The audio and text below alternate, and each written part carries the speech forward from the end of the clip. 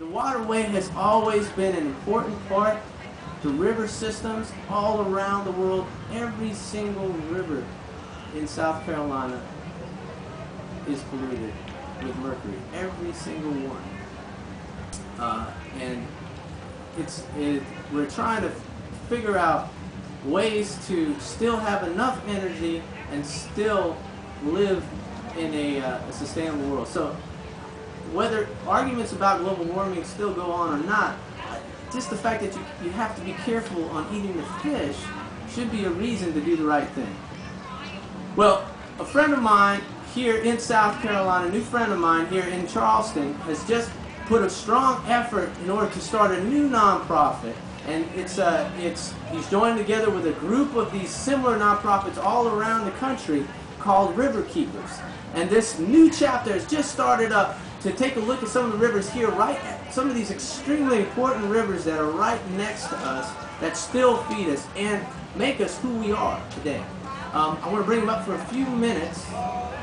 His name is Cyrus Buffum. He's the new executive director of the River Keepers chapter here in South Carolina. Hey everyone, hope everyone's enjoying the Green Fair here. I want to thank Ian for the kind introduction. As Ian said, I'm the new executive director of Charleston Waterkeeper, and we just got approved, actually last week, to be the 182nd Waterkeeper program internationally, which forms essentially the Waterkeeper Alliance. And the Waterkeeper Alliance is an organization, all the river keepers, coast keepers, bay keepers, sound keepers, water keepers that make up the alliance. Their main mission is to improve water quality around the world. So what we've done in establishing Charleston Waterkeeper is to try to establish an organization and establish basically a movement that's going to try to protect and preserve our water quality here in Charleston and in South Carolina as a state. One thing Ian pointed out that's absolutely essential to this organization is education. There's basically two methods to improve water quality, and that's proactive and reactive methods. A proactive method would be education, educating the younger generation to teach them good practices of recycling, of environmental stewardship. Then the second, basically, offense or defense, if you will, against water quality and water pollution will be the reactive method. So going up against violators and polluters and contaminators that are, basically the most wanted, the individuals that are responsible for polluting our waterways. So I'm really looking forward for the future and for Charleston Waterkeeper to work closely with LEEP and trying to get that message out there and trying to educate our younger generation, our older generation, all the generations in between to try to preserve and protect our water quality. So thanks a lot, Ian. This spring, what I also realized is that you can't get everybody outside.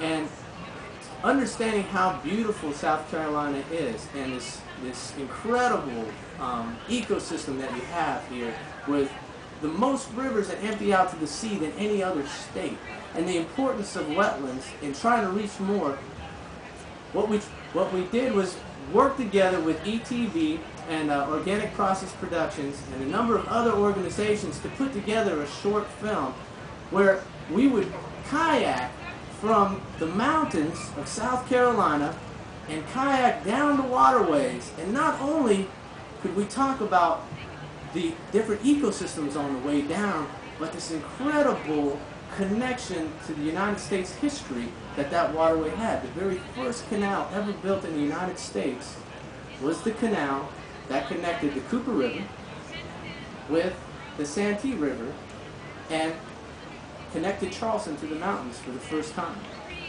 That change completely changed the ecosystem as well, because here you had a whole bunch of new freshwater that came down. So I purposely chose a waterway that was very difficult to navigate because there were no shortage of dams on the way down. Probably about 10 to 14 dams that we encountered on the way down. I purposely chose that because that was part of the lesson also on how we use these waterways.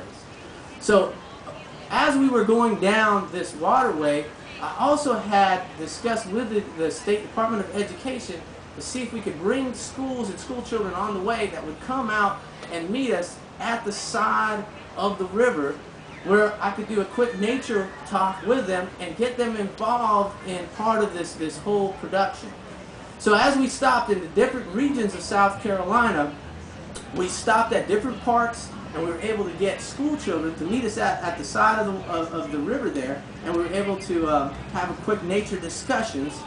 And while we were traveling down, children in their classrooms would follow the whole entire thing as we made our way down the waterway.